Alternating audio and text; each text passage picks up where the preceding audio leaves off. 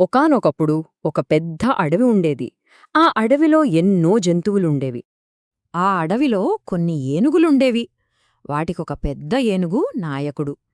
అదే అడవిలో కొన్ని కుందేళ్లు కూడా ఉండేవి. వాటికి ఒక తెలివైన కుందేలు నాయకుడు. ఏనుగులు, కుందేళ్ళు అన్నీ కలిసిమెలిసి ఉండేవి. చాలా సంతోషంగా ఉండేవి.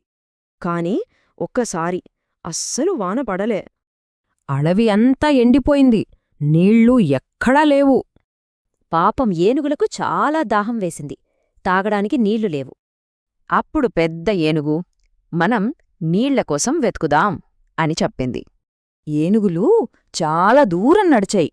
చివరికి ఒక పెద్ద చెరువును చూశాయి. ఆ చెరువు దగ్గరే కుందేళ్లు ఉండేరి. ఏనుగులు చాలా పెద్దవి కదా, అవి నడుస్తుంటే భూమి వణికింది. ఏనుగుల కాళ్ల కింద పడి కొన్ని కుందేళ్లకు దెబ్బలు తగిలాయి.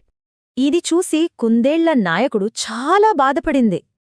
ఆ కుందేలు ఆలోచించింది, ఈ ఏనుగులు చాలా బలమైనవి. మనం వాటితో పోరాడలేము.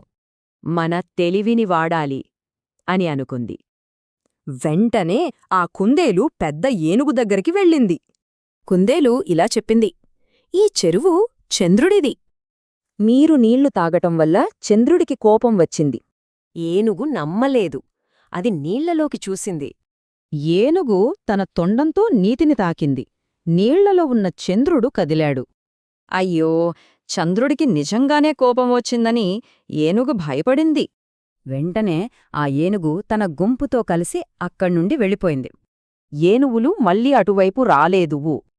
తెలివైన కుందేలు తన స్నేహితులందర్నీ కాపాడింది. శరీర బలం కంటే బుద్ధిబలం గొప్పది.